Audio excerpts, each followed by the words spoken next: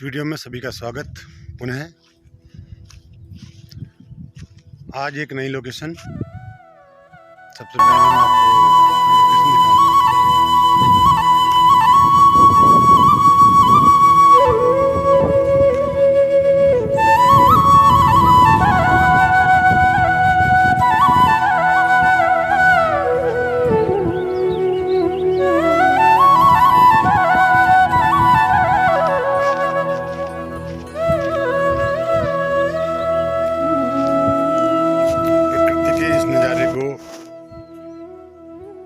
अपने आँखों में संजोना है और तभी हम प्रकृति के उस गुह्यतम रहस्य तक पहुंच पाएंगे, जिसको जानने के लिए हम एक मार्ग में चल पड़े हैं। जो मैंने पिछली वीडियो बनाए थे उनसे संबंधित कुछ प्रश्न मेरे पास आए हैं, तो मैंने आज के दिन नियत किया था इसके लिए, और प्रभु कृपा ऐसी बरस रही है कि कार्य से भी छुट्टी मिल गई है एक प्रकार से, और लॉकडाउन है। लॉकडाउन में समय ही समय है और समय का हम सदुपयोग करना चाहेंगे, और आप लोग भी इस समय का सदुपयोग करेंगे, मुझे ऐसी उम्मीद है। और मेरी इन बातों को आप गहराई से सुनेंगे, और सुनने के बाद अगर कोई प्रश्न, कोई शंका, कोई मेरी बात, हो सकता है कि मुझे भी उस बात का ज्ञान न हो और आपको उस बात का ज्ञान हो। मैं ऐसा नहीं कहता हूँ कि हर कोई व्यक्ति यहाँ पूर्ण है। जब तक मनुष्य शरीर में है अपूर्णता बनी रहती है। पूर्णता तो केवल आत्मिक तल में आती है, मानसिक तल में कभी पूर्णता नहीं आती। इसीलिए कुछ भी इस तरह की बातें अगर हों, जिन बिंदुओं पर हम विचार करेंगे, उन बिंदुओं के बारे में कोई शंका हो तो आप ज़रूर पूछिएगा निसंकोच होकर। और जितना जहाँ तक मैंने अनुभव किया है वहाँ तक मैं आपको इसके बारे में बताने की पूरी कोशिश करूँगा। इतना सुंदर सुरम्य वातावरण। अब ये वातावरण सुरम्य और सुंदर क्यों लगता है? क्योंकि हमारे भीतर हमारी अगर सुंदरता है, हमारे दृष्टिकोण में अगर सुंदरता है, हमारे दृष्टिकोण में अगर स्वतंत्रता है, तो हर एक पल, हर एक क्षण हमें सुंदर प्रतीत होता है। अगर हम मानसिक विकारों से घिरे हैं, परेशान हैं, उद्विग्न हैं, तो हमें हर दृश्य नीरस लगता है।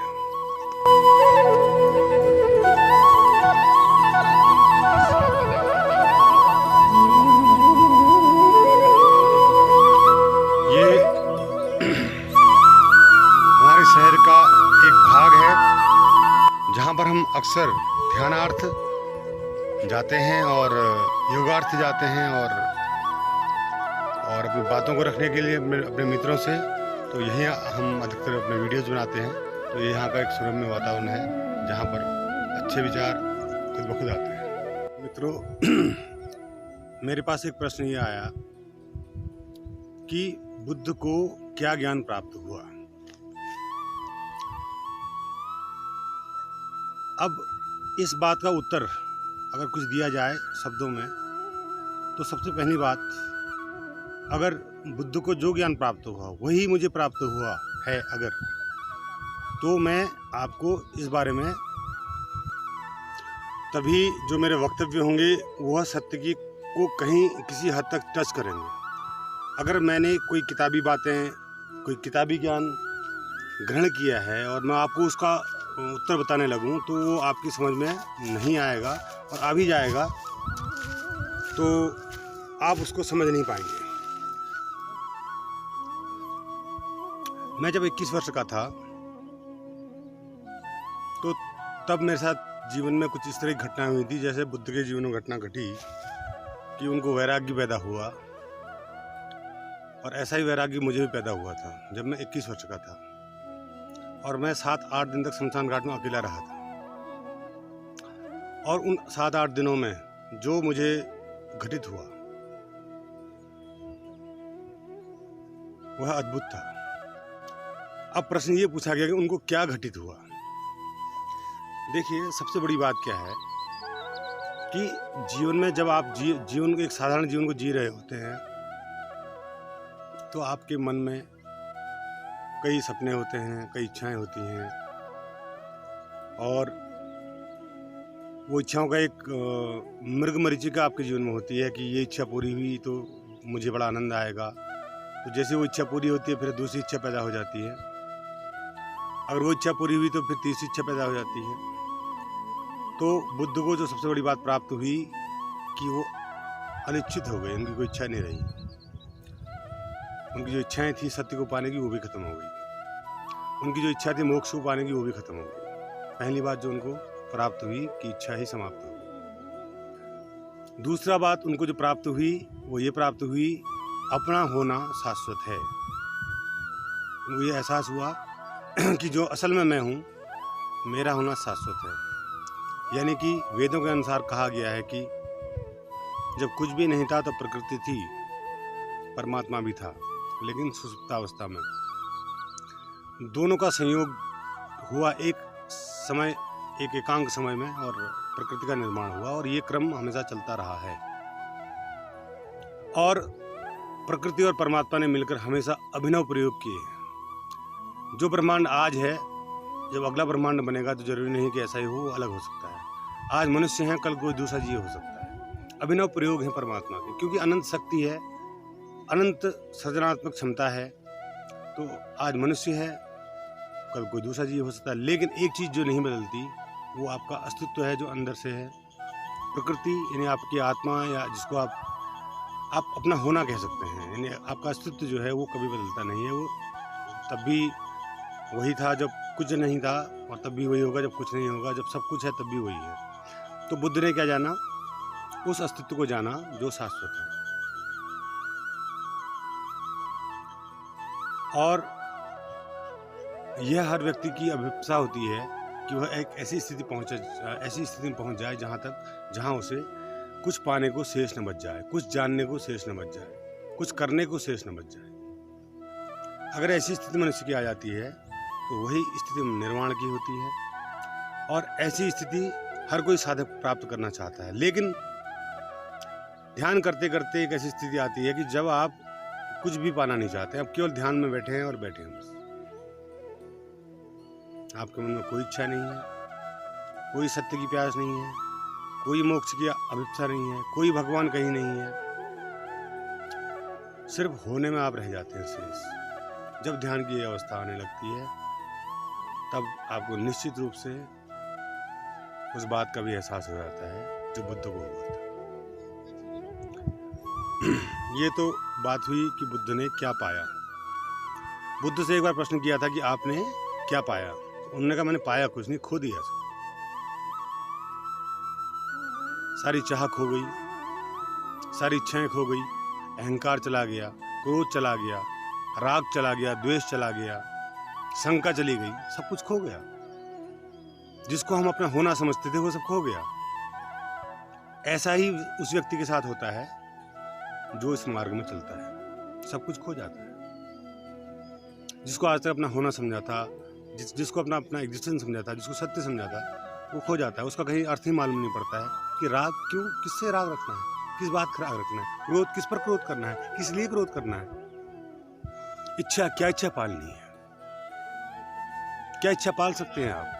ब्रह्मांड का आपको राजा बना दिया जाए, अनंत काल की आपको उम्र दे दी जाए, तब भी आप एक दिन बोर हो जाएंगे। क्या इच्छा पाल लोगे? प्रकृति ने ऐसा स्वयंवर रचा है परमात्मा के साथ, ऐसा विवाह रचा है परमात्मा के साथ, जहाँ कुछ भी इच्छा करना मूर्खता है। एक इच्छा करोगे दूसरी पैदा हो जाएगी, दूसरी करोगे तीसरी पैदा, मतलब जन्म जन्म आपको मिल जाए तो भी इच्छाएं आपकी खत्म नहीं होंगी, अगर इच्छा कोई दुष्चक्र में फंस गए तो। अगर इतने से समझ लिया कि इच्छा को प्राप्त किया जा सकता है पर इच्छा को समाप्त नहीं किया जा सकता है, तो इस प्रकार से बुद्ध का जीवन रहा। और बुद्ध आज से 2200-2300 साल पुरानी घटना है, और आज प्रकृति नई है, जीवंत है, अभी है, वर्तमान में है। तो अभी हमको ये देखना चाहिए कि अभी हम क्या कर सकते हैं स्वयं को जानने के लिए। उन्हीं साधक का दूसरा प्रश्न था कि शिव जो है तमोगुणी कैसे। मैं पहले ही बता चुका हूँ कि शिव कोई व्यक्ति नहीं, शिव एक अवस्था का नाम है, एक ऊर्जा की अवस्था का नाम है। ब्रह्मा भी एक ऊर्जा की अवस्था का नाम है, विष्णु भी एक ऊर्जा की अवस्था का नाम है। जब प्रकृति और परमात्मा का संयोग हुआ पहली बार इस ब्रह्मांड के लिए, वो कई बार हो चुका है, इससे पहले भी कई बार हो चुका है, पर जो ये ब्रह्मांड जिसमें हम रह रहे हैं अभी, इस ब्रह्मांड के बनने से पहले जब प्रकृति और परमात्मा का संयोग हुआ तो उस संयोग से 3 गुण पैदा हुए, रजोगुण, सतोगुण, तमोगुण, और उन 3 गुणों से ही पूरे पदार्थ जगत का निर्माण हुआ। जिस शिव की बात हम करते हैं वह शिव तत्व है, व्यक्ति नहीं। उस शिव को हमने फोटो के रूप में, मूर्ति के रूप में एक आकार दे दिया। चंद्रमा, गले में सर्पों की माला, गंगा, ये उन शक्तियों के परिचायक हैं जो शक्तियां तमोगुण प्रधान चित्त में आ जाती हैं। गुण कोई भी बुरा नहीं है, हमने कहा सतोगुण बहुत अच्छा है, रजोगुण बहुत बेकार है और तमोगुण तो बहुत बेकार है। बेकार कुछ नहीं है, सब अपनी पराकाष्ठा में पूर्ण है। आप तमोगुण प्रधान अगर हैं तो आप तमोगुण से भी उस रास्ते में जा सकते हैं जहां सब कुछ खो दिया जाता है। जैसे शंकर ने खो दिया था। शंकर एक आदि योगी थे जिनको शिव भी कहा गया, महादेव भी कहा गया, आदि योगी। और उनके बारे में पुराण में ये तक वर्णन है कि वो इस ग्रह से नहीं आए थे, वो मृगशिरा नक्षत्र के किसी ग्रह से आए थे। और यहाँ हिमयुग में, जब तक पृथ्वी में हिमयुग चल रहा था, उस वक्त उनका यहाँ पर आना हुआ अपने यानों के द्वारा, और यहाँ पर उन्होंने जीवन का सृजन किया। लेकिन मेरे अनुभव में ये बात अभी तक नहीं आई है, इसलिए मैं इसको नहीं कह सकता हूँ कि ये ऐसा हुआ था या नहीं हुआ था। ये पुराणों की बात है, तो पुराण ही इसके बारे में जाने कि सत्य क्या था, असत्य क्या था। और ये सत्य असत्य से मुझे कुछ फर्क भी नहीं पड़ता। मुझे फर्क इस बात से पड़ता है कि जो शिव है वो क्या है, मुझे फर्क इस बात से पड़ता है कि ब्रह्म है वो क्या है, जो विष्णु है वो क्या है। उसको मैं अपने भीतर देख सकता हूँ, समझ सकता हूँ।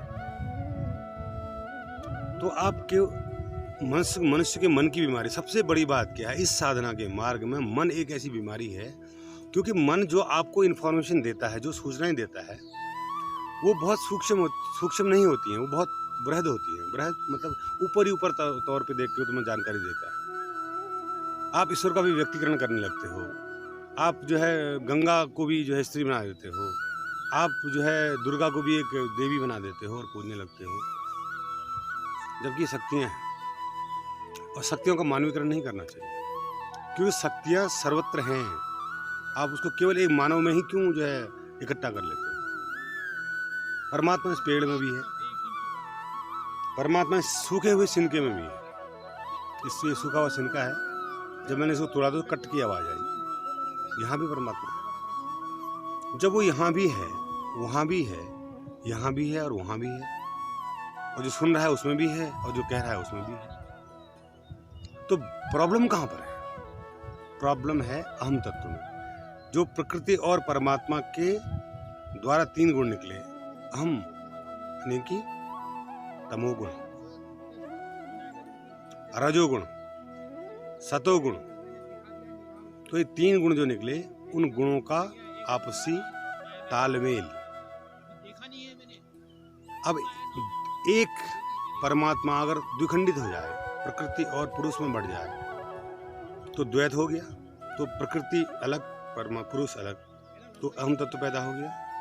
जब एक चीज 2 भागों में बढ़ जाती है तो अहम तत्व तुरंत पैदा हो जाता है, तुरंत के तुरंत। तो जब तक हमको ये एहसास न हो कि जो मैं हूँ वही यहाँ भी है, सूखे पत्ते में, सूखे सिनके में भी वही है जो मैं यहाँ हूँ, तो अहम चला जाता है, अहम की कोई जगह नहीं बच जाती। तो वही तत्व है। और तीसरा उनका प्रश्न था कि आप क्या सनातन धर्मी हैं। बड़ा विचित्र प्रश्न है, सनातन धर्मी।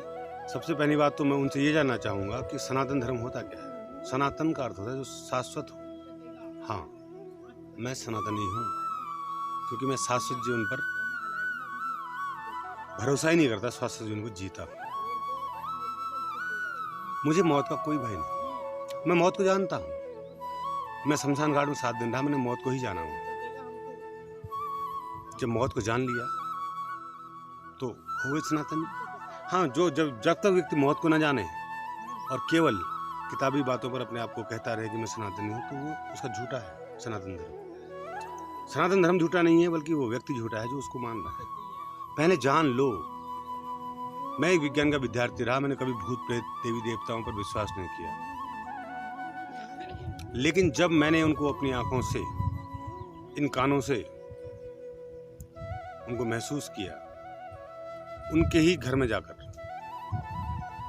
तो उसने मुझे कहना पड़ा कि यस, मैं भी कभी नहीं मरूंगा। जब ये नहीं मरे हैं तो मैं कब मरने वाला हूँ। जब मैं मरने वाला ही नहीं हूँ तो फिर मुझे किस बात की चिंता, कौन सी इच्छा पालूं मैं शाश्वत हूँ। जब ये शाश्वत है तो मैं भी शाश्वत हूँ। पर उनको ये पता नहीं है, वो मर गए हैं, उसके बाद वो आत्म रूप में भटक रहे हैं शमशान घाटों में, और उनको पता नहीं है कि मैं शाश्वत हूँ। उनको देखकर मुझे पता चल गया कि मैं शाश्वत हूँ। उसके बाद फिर साधना के मार्ग में चलते उन बातों का एहसास भी हुआ, अनुभूति भी हुई।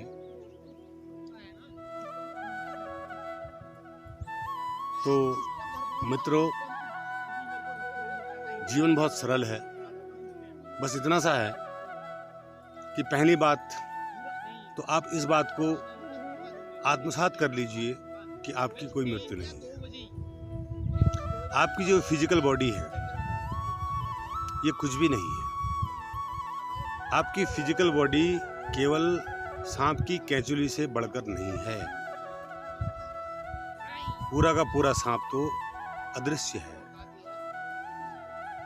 उस सांप को जानने की कोशिश अगर आपके मन में नहीं उठती है तो फिर जाओ नरक की तरफ। नरक के दरवाजे तुम्हारे लिए खुले हैं। जाओ विभिन्न भिन्न योनियों में फिर से कक्षा 1, कक्षा 2, कक्षा 3, कक्षा 4 पढ़ो। जब पूरी कलेक्शन पूरी हो जाए तब हमारे पास आना, तब हम बताएंगे कि अब तुम सारी शिक्षा पूरी कर चुके हो, अब असली शिक्षा की बारी है। अभी तो तुम उन्हीं कक्षाओं में घूमते फिरते रहते हो, कभी भी कक्षा से पास होने का मन नहीं होता आप जैसे गुनगुने पानी में, कोई ठंडे दिनों में किसी गुनगुने पानी बैठा दिया है, वो चाहेगा मैं वहाँ बैठा रहूँ, कोई मुझे वहाँ से उठाए ना। ऐसा ही गुनगुना तुम्हारा जीवन हो गया है। पैसा आ रहा है, बीवी है, बच्चे हैं, सब बढ़िया हो रहा है। क्यों जो है सत्य के चक्कर में पड़ना है? क्या जान के करेंगे सत्य को? ठीक हो रहा है, लेकिन जिस दिन मौत आती है उस दिन पता चलता है कि क्या जिया था मैं, कितनी वासनाएं, कितनी इच्छाएं अतृप्त में लेकर मर रहा। क्योंकि मन का तो पता ही नहीं चला ना जीवन में। मन तो ऊपर ही ऊपर चीजें दिखाता रहा आपको। मन के गहरे से गहरे तल में क्या क्या इच्छाएं आपने पाल रखी है। एक विचार भी आपकी इच्छा है किसी बाप को, अगर, इसलिए हमने मन को परखना बहुत जरूरी है, मन के ऊपर काम करना बहुत जरूरी है। मन को जब हम पहले परखेंगे, मन के ऊपर काम करेंगे, मन के साक्षी बनेंगे। अब मन का साक्षी बनना ध्यान से होता है। अब ध्यान करेंगे, ध्यान करने से आपका आप मन के साक्षी बन पाएंगे और मन की उन गहराइयों को जान पाएंगे। जब मन को अच्छी से जान पाएंगे आप, तब मन को टाटा बाय बाय कह पाएंगे कि तू हमारे किसी काम का नहीं है। जब तक वो काम पड़ रहा है तब तक उसका आप काम पूरा लेंगे। उस दिन आप tata bye bye you can go, और जब वो चला जाएगा तब फिर कौन बचेगा? आप, जो सदैव है, सदा है, शाश्वत है।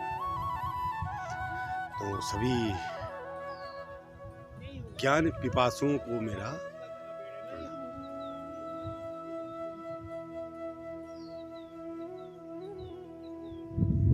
भगवान को ढूंढ रहे हैं, लोग शांति को ढूंढ रहे हैं।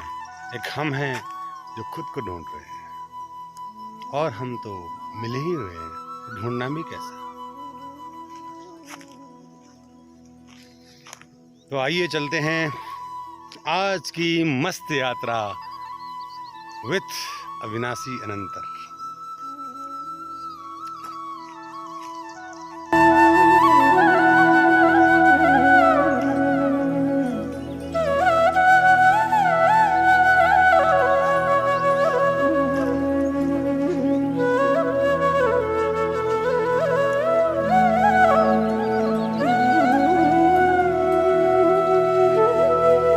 लोग कहेंगे कि ये हमें क्या दिखा रहे हो, सीनरी दिखा रहे हो। ये तो हमने शिमला में, कश्मीर में बहुत देखी है, यहाँ कुछ नया क्या दिखा रहे हो। हम ये कहेंगे कि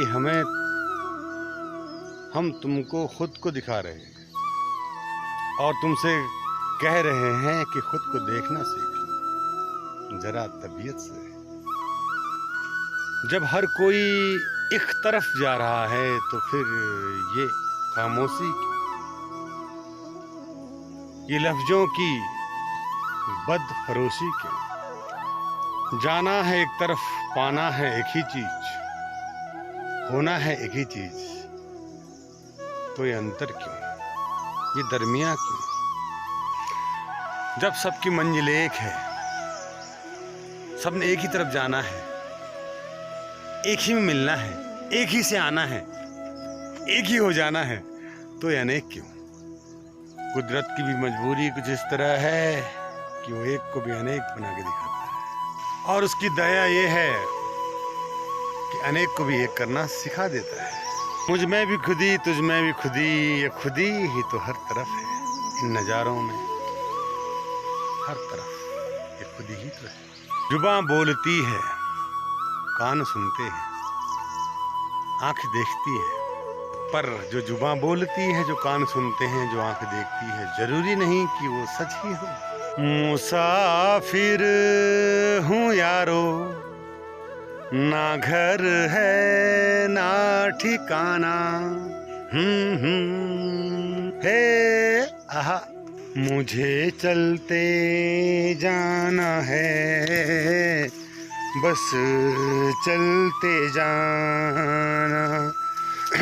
मुसाफिर हूँ यारो, ना घर है ना ठिकाना, मुझे चलते जाना है, बस चलते जाना।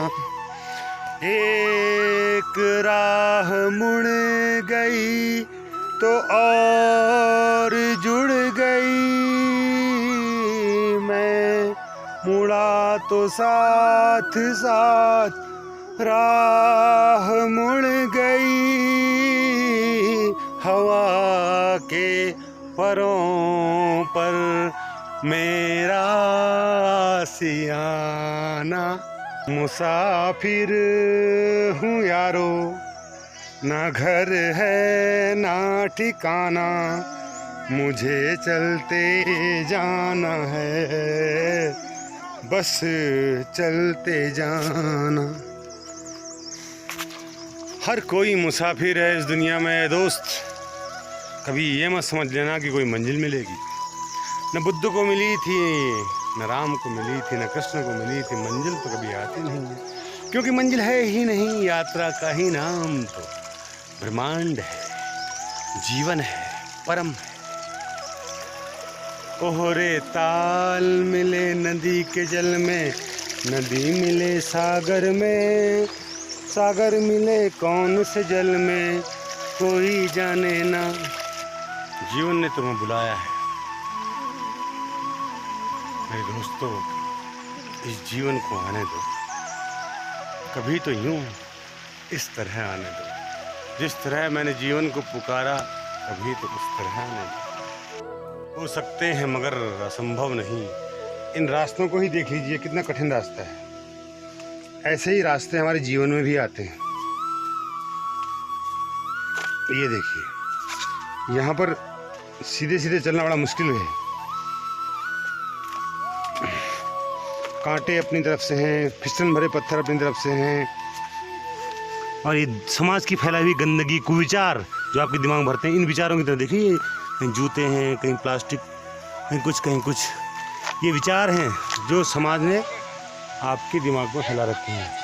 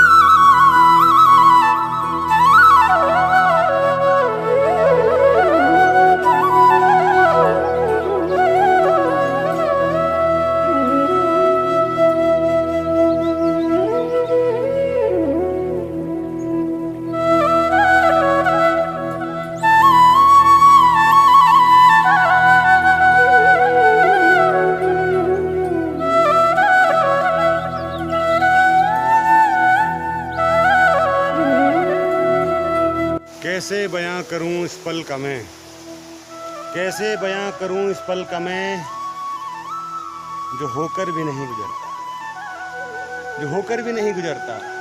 लेकिन कुछ लोगों के लिए केवल वक्त गुजरता है, वो नहीं गुजरते। कुछ लोगों के लिए केवल वक्त गुजरता है, वो नहीं गुजरते। हम इन रास्तों पे चल रहे यूं ही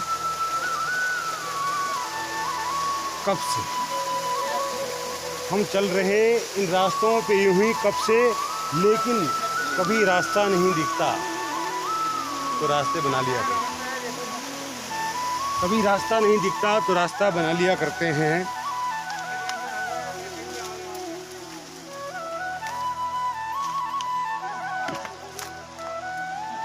हम भी देखिए कितना अजीब ये रास्ता है और बड़ा कठिन सा है यहाँ से जाना, लेकिन फिर भी हम चलेंगे।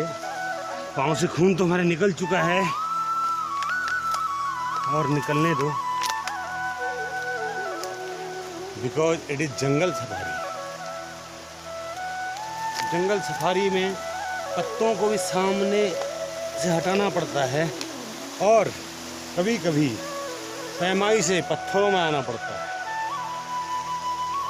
अब हम यहाँ से देखो नीचे अगर जाएं, हम जा सकते हैं घुसली मार के, घुसली मार के देखो हम स्लाइड कर रहे हैं, sliding sliding sliding sliding sliding. लेकिन ये जो नज़ारा है देखिए, ये तालाब का नज़ारा बहुत बेहतरीन नज़ारा है। ऐसा नज़ारा आपको शायद नहीं देखने को मिलेगा, नहीं। और बीनी का टॉप, ये बीनी है, यस, ये हमारे शहर का बीनी ताल है। यहाँ से आए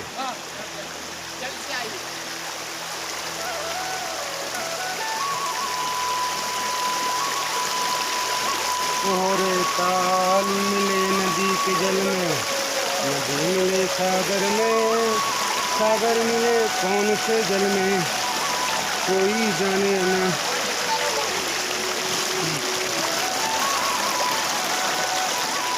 देखिए हमारा कैमरा भी डाउन हो जा रहा है।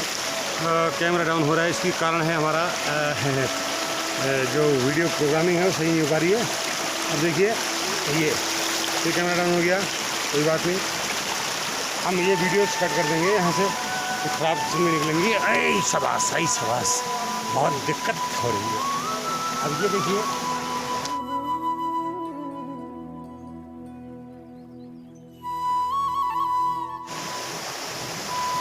now it is tight, I think. No, it is not tight.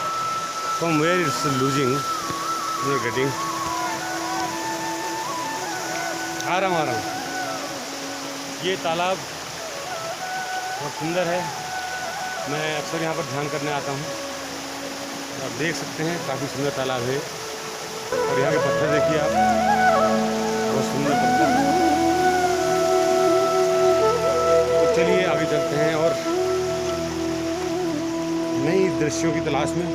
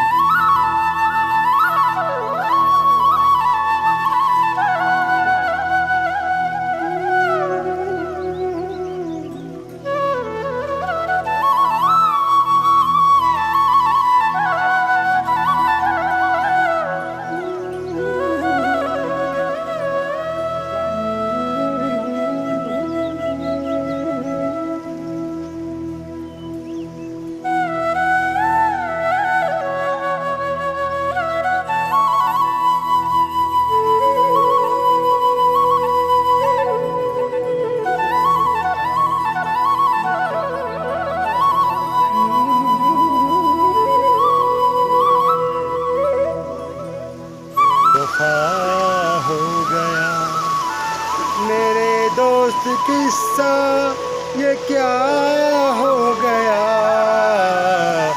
सुना है कि तू बेवफा हो गया, सुना है कि तू बेवफा हो गया।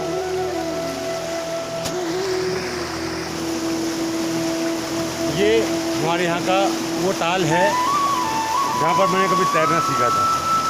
पाताल भुवनेश्वरी का रास्ता निकलता है यहाँ से, और मैं उन दर्शकों को दिखाना चाहता हूँ ये दृश्य। कभी कोई दर्शक, कोई साधक, दर्शक तो बहुत होंगे पर मेरी महफिल में है साधक, कोई साधक कभी मेरे साथ कभी इन वादियों में घूमना चाहेगा, वो भी मेरी तरफ से कोई किराया नहीं, भाड़ा नहीं, वो आप आएँ और अपना खर्च करें और जाएं और खेलें। हाँ, लेकिन अपना समय में दे सकता हूँ आपको इन वादियों में घुमाने के लिए। ना कंकड़ के प्याला तेरे नाम का पिया, मर जाऊंगा मैं, गिर जाऊंगा तो तूने मुझे थाम लिया। मित्रों, सभी का स्वागत है इस नई वीडियो में और प्रकृति की नई लोकेशन में। थोड़ा सा लोकेशन का आनंद लीजिए।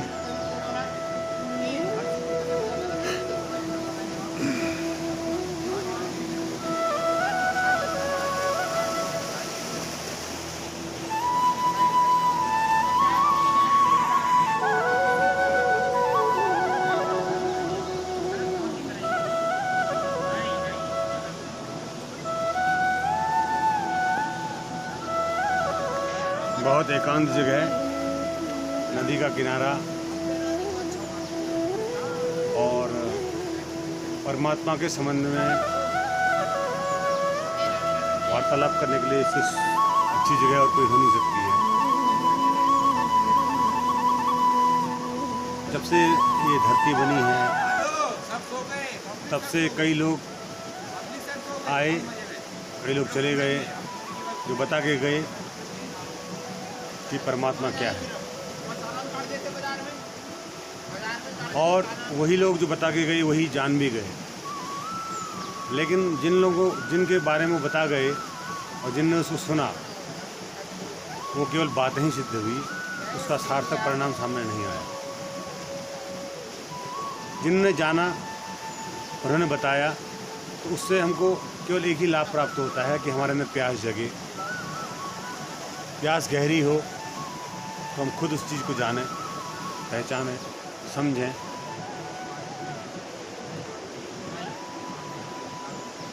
जब तक हम बताई हुई बातों में भरोसा करते रहेंगे, जो हमको कहा गया है उसको हम सच मानेंगे, तब तक हमें ज्ञान नहीं होगा।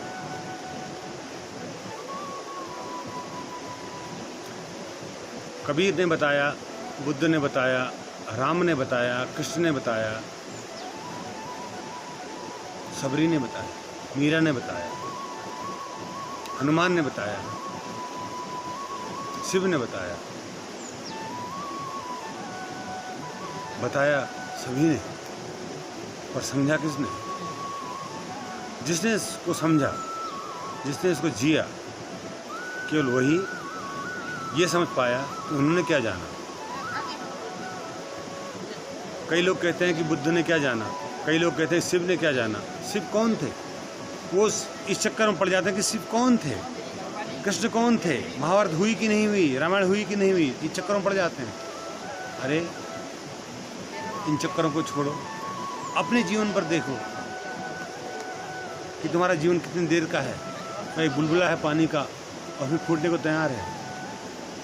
क्या तुम उस छोटे से जीवन में अगर इतनी महत्व और इतनी परिपूर्ण बात को जान लो कि तुम कौन हो, तुम कहाँ से आए हो,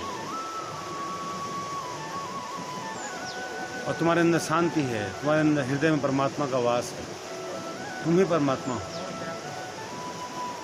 शाश्वत हो, कोई मृत्यु नहीं है तुम्हारी। इस बात को अगर जान लो तो फिर कुछ बचेगा जानने के लिए।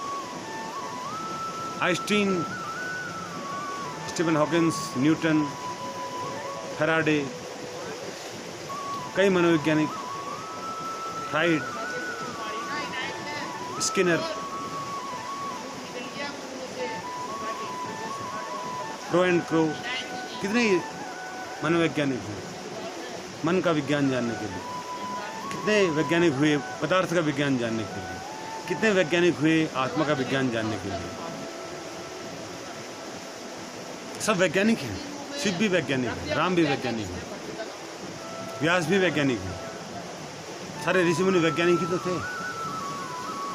तुम भी वैज्ञानिक बनो, इस विज्ञान को जानो, अपने होने के विज्ञान को जानो। कब जानो? अगले जन्म में, जब मौत हो जाएगी तब, जब सब कुछ हाथ से निकल जाएगा तब। आज युवा हो, आज ध्यान कर सकते हो, आज भक्ति कर सकते हो, आज प्रेम कर सकते हो, तब नहीं जानोगे। जब 60 साल में बुढ़ा जाओगे, कुछ भी नहीं कर पाओगे, तब जानोगे। ये अवसर है जीवन। और खासकर मैं आपको बताऊं, 35 साल तक बहुत कुछ जान लिया जाता है संसार के बारे में जो जानना है, और उसके बाद अगर जानना है तो सच को जाना, सत्य को जाना, असली चीज़ को जानो, क्या है तुम्हारा होना, उसको जानो। पड़े हैं पैसों की दौड़ में, धीरू भाई अंबानी बनने चले हो, क्या कर लिया उन्होंने जान के? धीरू भाई अंबानी बन गए, क्या हो जाएगा बताइए, क्या हो जाएगा? उस दौड़ को रोको। जब प्रकृति आदिमानव अवस्था में थी तो जीवन कितना शांत था, प्रकृति उससे बड़ी फिर भी जीवन शांत था। आज देखो जीवन को, सब लोग पैसे वाले हो गए, सब अमीर हो गए, आज जीवन कितना अशांत है, प्रकृति कितनी असुरक्षित है, परमाणु युद्ध का खतरा हमेशा मंडरा रहा है, ग्रीन हाउस इफेक्ट हो गया है। तो तुम लोगों की वैज्ञानिक प्रगति किस काम की है बताइए? तुम कहते हम आधुनिक हो गए हैं, हमने बहुत बड़ी उपलब्धियां प्राप्त कर ली हैं। क्या उपलब्धियां प्राप्त कर लिया? कुछ नहीं किया, आपने अपने पाँव में कुल्हाड़ी मारी है मात्र, और कुछ भी नहीं किया। जीवन को जानना है तो कभी उन लोगों से मिलो जो जीवन को जानते हैं। चमत्कारों मत फंसो, चमत्कार तुम्हें नरक की यात्रा में ले जाएंगे। चमत्कार तो एक ही है, सांस चल रही है। चमत्कार तो एक ही है कि नदी बह रही है। चमत्कार तो एक ही है कि एक बीज से इतना बड़ा वृक्ष निकल रहा है। चमत्कार तो एक ही है, चमत्कार तो एक ही है कि मैं हूँ। चमत्कार तो एक ही है कि अस्तित्व है। यही चमत्कार है। आज की सभा यहीं पर समाप्त होती है और अब हम करते हैं वापसी का रुख उस संसार की तरफ जिस संसार में हमें बहुत पीड़ा है, तथाकथित पीड़ा, मेरे लिए नहीं। हमें पीड़ा है उस संसार में जाने में। हम एकांत में बहुत प्रसन्न होते हैं। कितने अमीर लोग अपनी पार्टी जो है बनाने के लिए बड़े बड़े अच्छे होटलों को बुक करते हैं, अच्छी अच्छी लोकेशन में जाते हैं। क्यों जाते हैं? ताकि थोड़ी देर आराम, शांति और सुकून मिले। और हम यहाँ पर आए हैं मुफ्त, बिना किसी कीमत के। कोई कीमत नहीं है इस नज़ारे की, दी भी नहीं जा सकती। अगर कोई बीच में मध्यस्थ बैठ जाए इसकी कीमत लेकर, मूर्ख है। कोई कीमत नहीं है, अमूल्य है, क्योंकि हमारा जीवन अमूल्य है। हमारा जीवन है तभी ये है, अगर आप नहीं होते तो ये भी नहीं। अभी मुझे पता चला कि मैं गलत रास्ते की तरफ जा रहा हूँ। अभी मैं एक गलत रास्ते में आ गया था, लेकिन मुझे पता चला कि मैं गलत जा रहा हूँ, तो मैंने सही रास्ता चुन लिया। मुझे उसके लिए थोड़ा पीछे आना पड़ा, लेकिन फिर भी मैं सही रास्ते में आ गया। अब रास्ता इस तरह है, जाना नदी के पार भी है और इधर भी है और उधर भी है। तो देखें ये यात्रा कैसे चलती है आगे। ऐसे ही जीवन की यात्रा भी है। प्रकृति ने बहुत नज़ारे दिए हैं, तो नज़ारे दिए तो नज़ारों को देखने में आंखें भी दी। आंखें दी तो आंखों को रीड आउट करने के लिए माइंड भी दिया। माइंड ने समझा कि मैं देखने वाला, मैं जानने वाला, वो इच्छा भी कर बैठा इन नज़ारों में और गहरा उतरने की। कोई उस मार्ग में ढंग से गया, कोई उस मार्ग में त्याग से गया। ढंग से जो जाता है वो अपनी यह जीवन यात्रा तो धन के परिपूर्ण सिद्धों से समाप्त कर सकता है, लेकिन उसकी यात्रा आगे भी जारी रहती है। लेकिन जो त्याग कर गया, जानकर और त्याग कर, केवल त्याग कर नहीं, जानकर और त्याग कर जाने के बाद, जानकर और त्याग कर जाने के बाद जिस प्रकार बुद्ध गए, जानकर भी और त्याग कर भी, तो उनको वापस लौटना नहीं पड़ा। लेकिन उनको देखकर कुछ लोग जो यूं ही चले जाते हैं, बिना जाने, बिना भोगे, बिना पहचाने, बिना बीमारी को जाने, वो लोग धोखे में रहते हैं और अपनी यात्रा को खामखा लंबी कर लेते हैं, जबकि ज़रूरत है सिर्फ जागने की, भोगने की, समझने की और त्यागने की। क्योंकि यहाँ पर जो भी आपको 60-70 साल की उम्र में सिखाया जाता है, वो इतना है कि अगर आप जाग कर देखें तो आपको निश्चित ही चौंक जाना पड़ेगा। ये जीवन क्या है, मैं कौन हूँ? जिनको ये प्रश्न नहीं उठता है,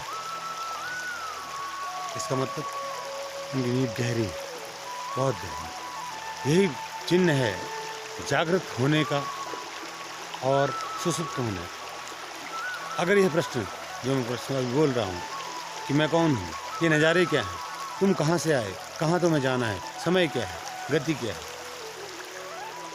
ब्रह्मांड क्या है, सत्य क्या है। अगर ये प्रश्न दिमाग में नहीं उठते हैं तो निश्चित जानिए आपकी यात्रा अभी शुरू भी नहीं।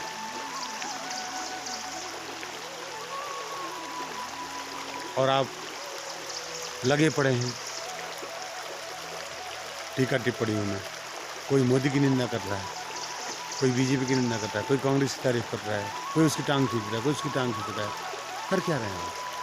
क्यों जरूरत है इन राजनेताओं की आपने? क्या करते हैं आपके लिए?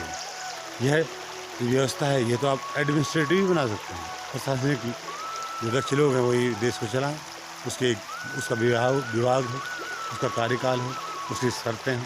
क्या जरूरत है चुनाव कराने की?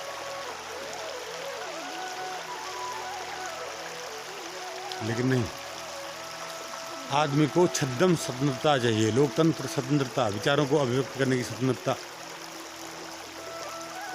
क्या जरूरत है ऐसे विचारों की जो समाज में आग लगा देते हैं? क्या जरूरत है ऐसे कट्टरवाद की जो धर्म को एक अधर्म की रूपरेखा के रूप में प्रस्तुत करता है? नहीं है जरूरत, नहीं आ सकता। आदमी को विश्राम भी नहीं मिलता है। जीवन में 60 साल तक वो काम करता है, उसके बाद वो अपना जीवन कैसे गुजारता है? समाचारों में, खबरों में, रिश्तों में, नातों में, जुए में, ताश में या घूमने में। क्या जीवन के इतने विश्रांति की अवस्थाएं ऐसे गुजारी जानी चाहिए? अगर आपने आज, मैं अभी युवा हूँ, मैं घूम सकता हूँ, मैं जा सकता हूँ, न मेरी कमर में दर्द है, न मेरे हाथ में दर्द है, न मेरे पाँव में दर्द है, न मुझे समय की कमी है, न मुझे धन की कमी है। मैं आनंदित हूँ और मैं ये यात्रा कर सकता हूँ। क्या यह हर किसी को ये यात्रा अपने जीवन की नहीं करनी चाहिए? क्या उसे उन पलों का पता नहीं चलना चाहिए जिनको आनंद के पल हम कह सकते हैं? स्वतंत्र यात्रा, खुली यात्रा, जहाँ पर कोई बाधा न हो, आप छू सकें प्रकृति की उस गोद को, क्योंकि आप छू नहीं पाते हैं अपनी सांसों में, आप छू नहीं पाते हैं उसको अपनी धड़कन में। तब आप खोजते हैं और चलते हैं बाहर खोजने के लिए उसे। अब देखिए, यहाँ पर एक रास्ता है, यहाँ पर मुझे आगे जाने का कोई मार्ग नहीं है, बजाय इसके कि मैं पानी में चल के जाऊँ। तो इसके लिए मुझे उपाय कर लेना है कि मुझे अपने वस्त्रों को भीगने नहीं देना है। अब क्या ये कर लेना मेरे द्वारा किया गया, क्या अस्तित्व द्वारा दी गई उन ज्ञानेंद्रियों से लिया गया फैसला है?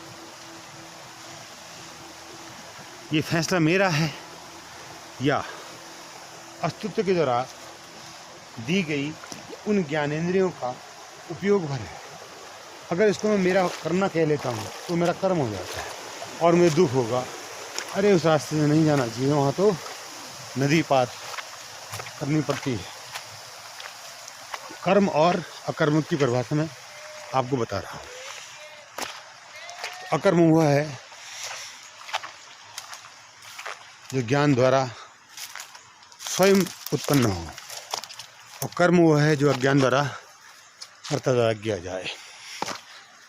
कृष्ण ने गीता में यही सब कहा था, लेकिन अर्जुन आज से 5000 साल पुरानी चेतना का मस्तिष्क था, तो उसके प्रश्न उस स्तर को नहीं छू पाए जिस स्तर के प्रश्न आज के मनुष्य को हैं। मुझे पूछा गया था कि मुक्ति क्या जरूरी है, बिना मुक्ति का काम चल रहा है अगर, तो मुक्ति की आवश्यकता क्या है? पत्थर को ये पता नहीं है कि मैं पत्थर हूँ, पता उसको देखने वाले को है। तो पत्थर ये कहता है कि मुझे मुक्ति की आवश्यकता क्या है, कि मुझे चैतन्य होने की आवश्यकता क्या है। मुक्त का मतलब पूर्ण चैतन्य हो जाना। अभी अर्ध चैतन्य हैं हम मनुष्य या कोई भी जीव। चैतन्यता की सीमा रेखा है।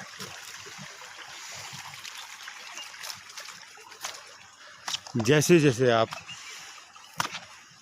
चैतन्यता के शिखर को छूते रहेंगे तो आपको स्पंदन नजर आएगा। स्पंदन, तो इस स्पंदन को आप अब ये उस पौधे को वहाँ छोड़ा है, उस और इसमें अगर फर्क कर दिया तो दिक्कत है।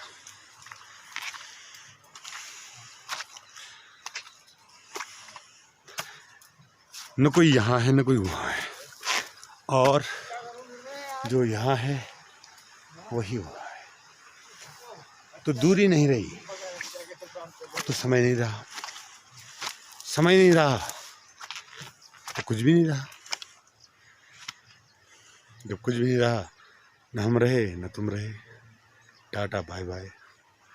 क्षण भंगुर काया तू कहाँ से लाया, गुरुवन समझाया पर समझ न पाया।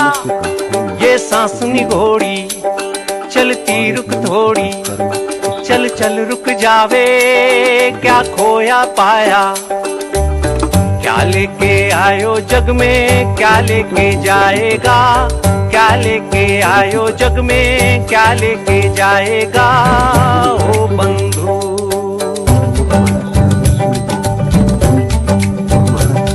ओ मन सुन जोगी बात, यह माया करती घात।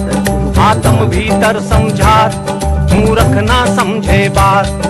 है ईश्वर तेरे साथ, काहे मनवा घबरात। हो राम सुमिर दिन रात, कष्ट सब कट जात। हो सब यहीं छोड़ जाएगा, छोड़ जाएगा। क्या लेके आयो जग में क्या लेके जाएगा, क्या लेके आयो जग में क्या लेके जाएगा। ओ बंधु क्षण भंगुर काया तू कहाँ से लाया, गुरुवन समझाया पर समझ न पाया। ये सांस निगोड़ी चलती रुक थोड़ी, चल चल रुक जावे क्या खोया पाया। क्या लेके आयो जग में क्या लेके जाएगा, क्या लेके आयो जग में क्या लेके जाएगा। ओ बंधु